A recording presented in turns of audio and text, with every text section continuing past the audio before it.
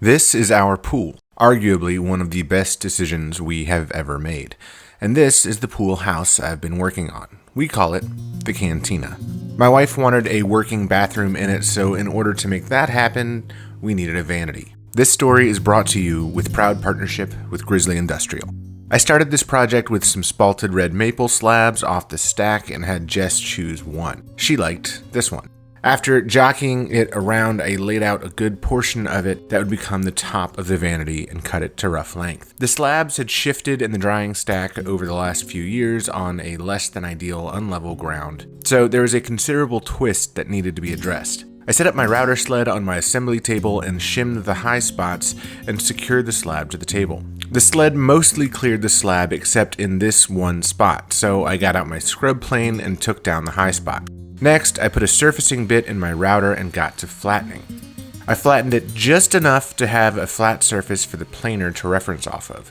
This is my G0454Z and it's an absolute beast. It's a 20-inch planer with a spiral cutter head. My small dust collector has a hard time keeping up with it, so I'm definitely looking into upgrading my dust collection soon. The one slab wasn't quite wide enough to accept the sink and faucet, so I cut off another piece to supplement the countertop depth and make it a more traditional size, which is around 20 to 21 inches. I face jointed the piece and cut it a bit shorter, then ripped it to width with the table saw. This is when I realized this blade was due for sharpening.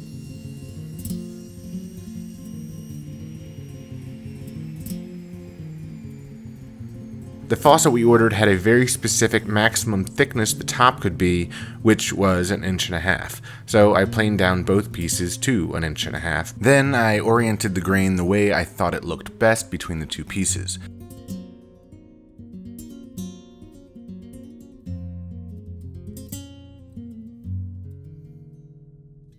I like to use foam board insulation as a cutting mat for my circular saw and poor man's track saw.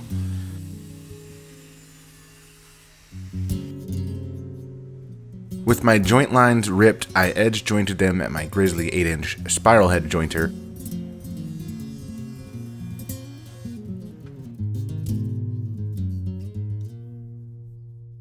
Ready for glue up, I inspected my grain orientation once more before applying Titebond 2 and clamps. Before someone comments, yes, glue alone is more than enough to keep these two pieces together, especially with 1.5 inches of long grain to long grain surface area. With the top out of clamps, I trimmed it to its final length of 30 inches. I sanded the glue line and there were some checks and knot holes and I filled those with charcoal tinted Total Boat epoxy. With the epoxy poured, I moved on to the base. For the base, I went with white ash. Ash, I've found, works very similarly to white oak. It's ring porous and has a similar Janka hardness. For the legs, I had a piece of 8/4 in the rack, and for the rails, I picked up some 5/4. I ripped the 8/4 legs into 2-inch square stock and started the milling process on the 5/4. Face jointing to get a flat reference surface, then planing a parallel face at the planer. Back of the jointer, I edge joint to give me a perfectly straight edge, then rip my pieces to width at the table saw. Let me take a minute to talk about today's sponsor, Grizzly Industrial. Longtime viewers of this channel know I've had a great relationship with Grizz over the years, and I feel like I'm a part of the family. I count on their machines daily to make high-end custom commissions and put food on my family's table. If you're interested in any of the machines I'm using or ones that are similar, check down in the description below for a 10% off discount code and some links to the machines it works on. Thanks, Grizz. For the side panels, I needed to resaw a piece to make book matches. Still one of my favorite things to do in the shop. After cleaning up the bandsaw marks at the planer, I ended up with 1/2-inch book-matched panels that Jordan glued up while I cut all the side and front rails to length. I've showed multiple ways to cut mortises on this channel in the past. The drill press or a router works great, but to speed up the process a little, Jordan brought his hollow chisel mortiser over to the shop. So he cut all the mortises while I worked on cutting the tenons on the end of the rails. My favorite way to cut tenons is at the table saw with a dado stack, miter gauge, and stop block.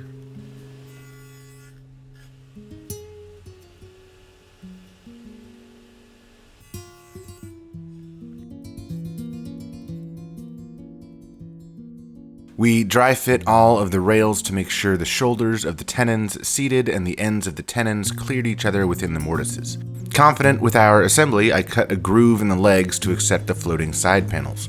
I marked where a 1/2-inch dado stack started to cut with a piece of tape on the fence and made a similar mark on the workpiece so I could stop the cut while the blade was within the lower mortise so I didn't overshoot the cut and ruin the inside of the leg below the rail, which would be open.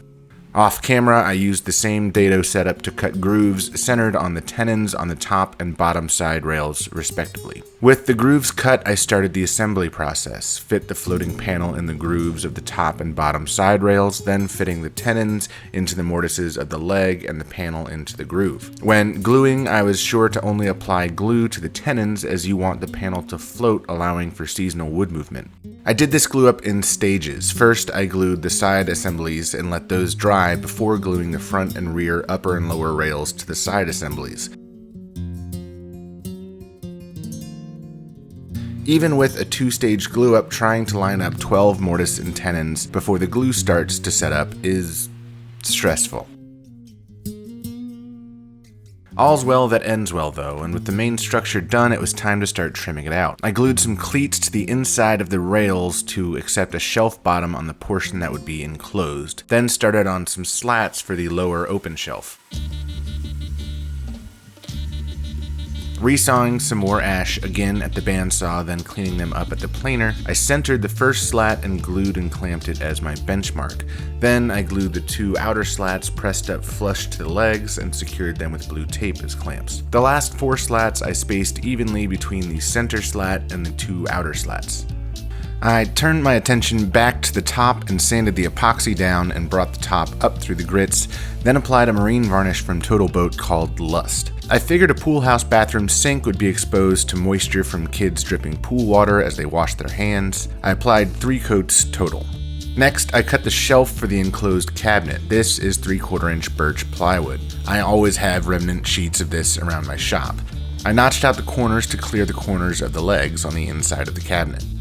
I applied a simple Danish oil to the base. The back of this cabinet I left open because the plumbing waistline was in an awkward location coming out of the wall and I wasn't sure if my plumber would need to move it or not. But this cabinet will likely only hide the sink trap and hold some extra toilet paper and cleaning supplies. I cut some slots around the top perimeter with a biscuit joiner to accept Z-clip top fasteners.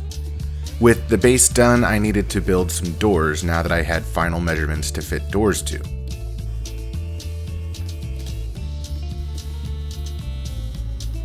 And for the doors, I went with inset shaker doors, so I needed to resaw some ash into 1/4-inch panels, which of course I book matched.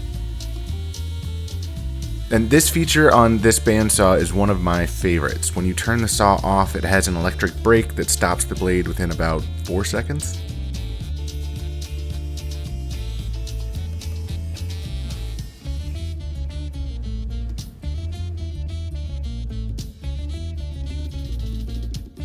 When I'm gluing up panels this thin, I like to use blue tape to help me line everything up.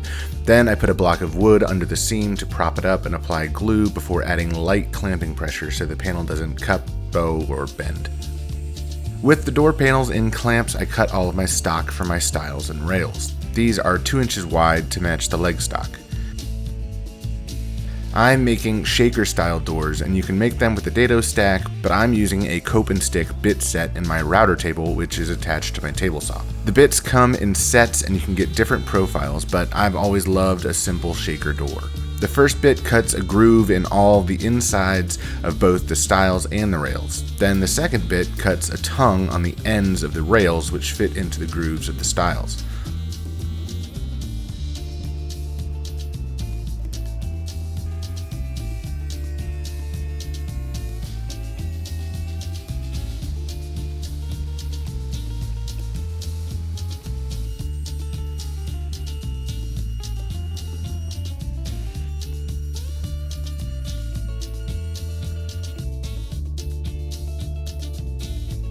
You can see how it all comes together here. Again, I only applied glue to the ends of the rails and not the panel.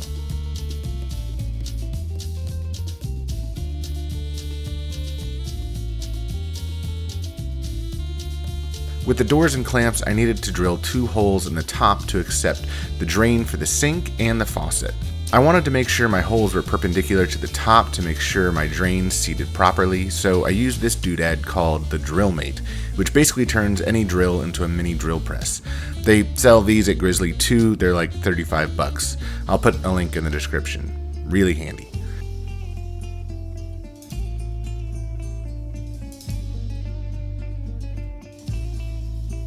I needed to bore some holes or mortises for some Euro-style soft-close cup hinges, so I did that on the drill press using a 1 3/8 inch Forstner bit. These are the Bloom soft close for inset doors on a frameless cabinet model. It's really easy to order the wrong hinge if you're not paying attention. I'll put a link to these as well. For the pulls, I made a quick shop jig to make sure my holes were parallel to the edge of the door.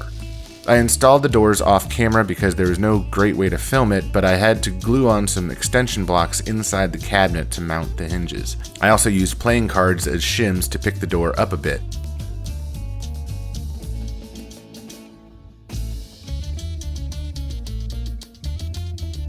With my doors installed, I started the adjustment process. The doors were pretty light, so I thought they closed too slowly. On these hinges, there is a switch that you can flip to turn off the soft close feature, so I turned them off on both bottom hinges. There are also screws you can turn to adjust the reveal of the door up, down, left, right, in, and out.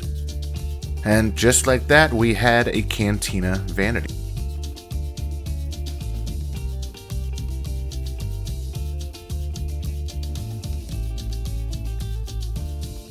If you liked this project, let me know in the comments, and be sure to subscribe if you aren't already, and maybe share this with a friend. A huge shout out to Grizzly for their continued support of what I do and the things I make. And as always, thanks for watching.